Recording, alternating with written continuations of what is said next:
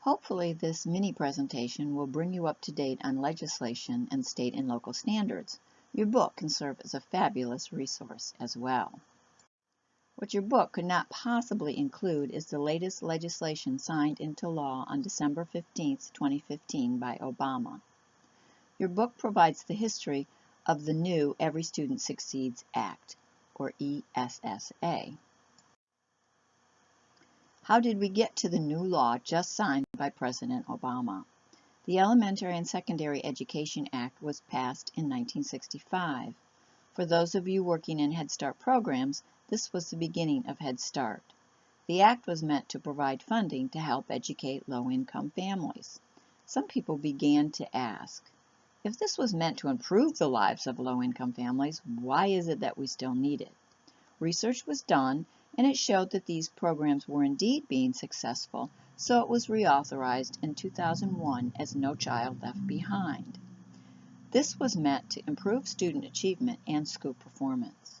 The factor of accountability was included, so we wouldn't need to ask, is this a successful program, or is this a good way to use these federal dollars? Literacy was emphasized as a part of this law. Curriculum soon came under attack, and we began to see even more emphasis on state standards and Common Core standards. Fortunately or unfortunately, the Common Core and rigid standards sent teachers and school districts into a great uproar. Teachers began teaching to the test, especially if their paycheck and ability to keep teaching depended upon the results. It just wasn't working as well as expected, so we now have Every Student Succeeds Act. The Every Student Succeeds Act builds on all the progress that has been made over the years. Holding high expectations for students has been proven with research to be very effective, so high academic standards are paramount. We still have to prove that what we are doing is working, so accountability is still there as a premise. Schools will be able to determine how that looks for them. Most of you have probably experienced that here at FSW. Many classes now include projects, group presentations, journals, oral presentations, videos, even games, with exams no longer being the major stakeholder in your final grade. This class considers projects as 50% of your grade. This is not to say that there will be no more standardized tests.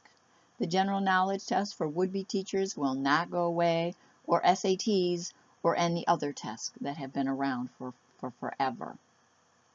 The best part for those of us in early childhood as a part of this new law is the redirecting of more money into universal pre-K, high-quality preschool.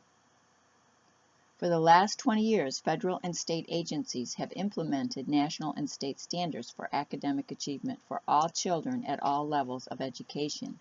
These standards are stated in terms of what children should know and be able to do. And then, of course, students needed to be tested to make sure they had achieved what they should know. So more resources will help with this.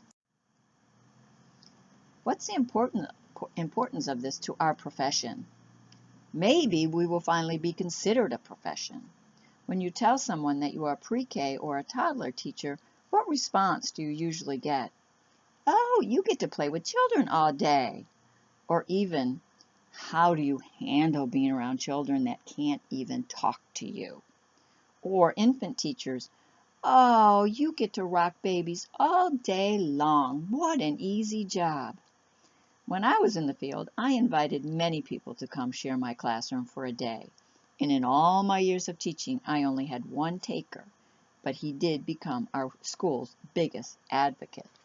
We often stayed open late around the holidays to accommodate parents shopping. And we always did a pajama overnight New Year's Eve to accommodate parents partying. So this father initiated a teacher's day out and often encouraged other parents to do something nice for your child's teacher. Sometimes being appreciated is better than a monster paycheck. Okay, maybe not. Part of the ESSA's emphasis on early childhood should include better wages. As I've stated before, no education, no increase in pay. Some states have implemented high-quality pre-K and require lead teachers to have bachelor's degrees. In Head Start programs, 25% of all teachers have to be degreed. I believe in Lee and Charlotte, all lead teachers in these federal programs do have their 4-year degrees. Because they are part of the school districts, these teachers earn the same as elementary teachers. Of course, higher wages usually means more accountability, so we are back to standards and mandates.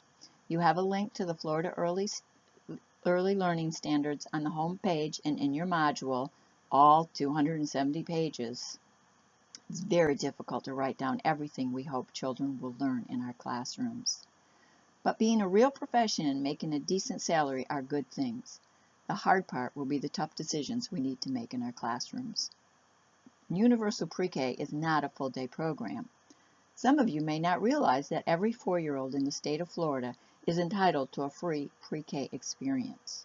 Programs need to be approved. Free is great, but they are only a few hours, which means working parents still need to find the funds for the rest of the day. So some children, probably those that need pre-K the most, are still in family group care or being tossed around from relative to relative. This means our kindergarten classes still contain a very mixed population. Children with no experience with books to those that can read. The other hard part of this new law will be, where does free play fit in? You probably have read the controversies about recess and that some schools are deciding to bring it back.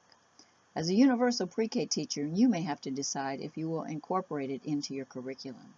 If you believe in a child's right to play, you may need to spend some time preparing your position, because parents and even sometimes administrators will question your ability to know what is best for children. Let's spend a few minutes on the hard stuff, standards and mandates. Your textbook gives a fabulous definition of standards, which you see here. Standards answer the questions, what should students learn and what should I teach? Common Core basically set benchmarks for schools. Right now, these standards contain English and math. They are meant to make students ready for careers in college. Some good things have come out of them and some not so good things. I'm sure each of you could share a personal story. The main goal is to close the achievement gap. There are several examples in your textbook. Many teachers shrug their shoulders and say, but we already do this. If you've already taken a look at the Florida Early Learning Standards, which will be our concentration in this class, you might say that they make sense, and they do. They do force us to be a bit more intentional in our teaching. It has forced curriculum alignment. What we teach is what we measure. If you've looked at the syllabi for your classes here at FSW, we as faculty also do that. Your outcomes and objectives are listed, and our assessments must measure those indicators. For the early childhood profession, this is how verified that we are indeed a profession.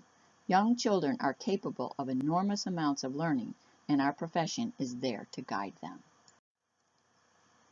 We will be working with the Florida Early Learning and Developmental Standards for 4-year-olds. There is another general set that can also be used, particularly if you are working with younger children. These are called Florida Birth to 3 Learning and Developmental Standards. The PDF is in your module. The examples I will be giving pertain to the developmental standards for 4s because many of you are or hope to work with preschoolers in our universal pre-Ks. There are 5 domains which you see listed here. You will receive snippets of each of these this semester. It takes a whole degree to be comfortable with all of these.